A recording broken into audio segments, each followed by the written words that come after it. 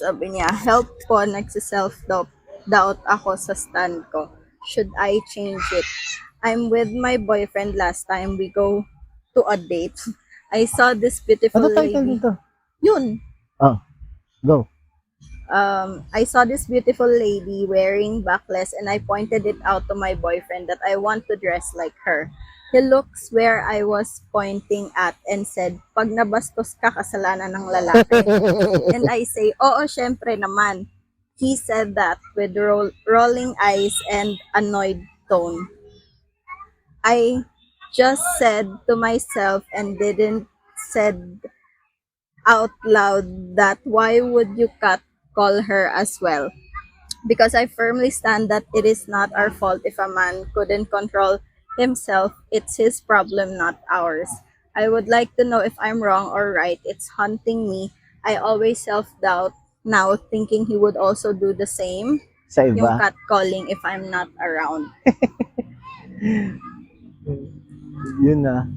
May nag-reply, Oh. sabi, isama mo na to. Ganyan ex ko, naka-Sunday dress ako kasi magsisimba. So, Oh. alam niyo na hindi naman bastusin yung ganong dress. Tapos sabi ko, naka-dress ako. Sabi niya, ba't daw ako nagde-dress? Nakaka-provoke daw yon. And I was like, ha? Yung boyfriend ko now, nga, takot ako na mag-dress.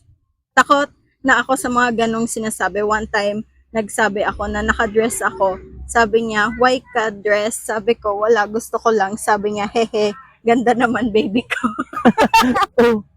Point is, you shouldn't change your mindset. Yun yung point niya na yung yung sample nitong nag-comment is yung first jowa nga niya.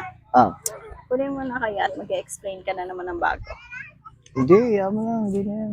Yan nga na yung first jowa nga niya, ganun. Pero Mm-mm. yung second jowa niya is, okay lang na mag-dress. So, Anong- yung pinaka-issue nung original post is kung siya ba yung mali sa stand niya na hindi daw na hindi daw yung mga babae ang mali kasi nagde-dress.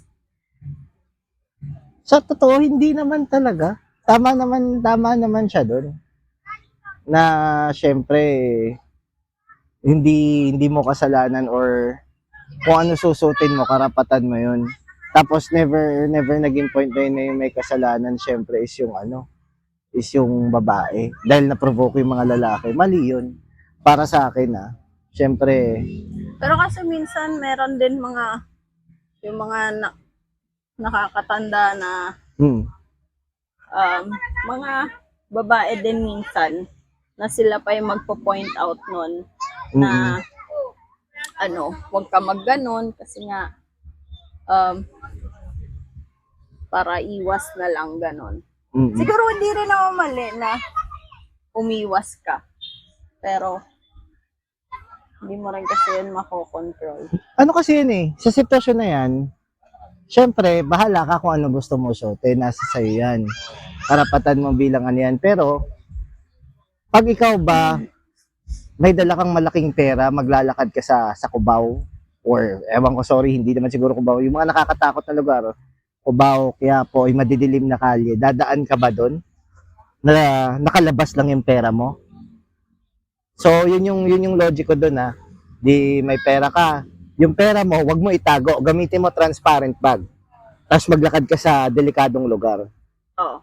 So, to that point, pag nanakawan ka ba, masisisi mo ba yung magnanakaw? Gets, pwede mo ba silang sisihin na, bakit kasi gusto ko transparent bag ko wala ka namang doon, ba't kailangang nakawan mo ko? Point is, angkop dapat kung saan ka pupunta. Ngayon, pag yung mga magde-dress lang magpo-provoke ng lalaki, hindi mo kasalanan yun. Pero, pag yung magaganong kang damit, tapos ang pupuntahan mo, isang lugar na alam mong delikado, medyo mali yun. Pero ganun pa rin yun kasi nasa environment mo pa rin yung di ba? Pero ibig ko sabihin, iaayon mo yan.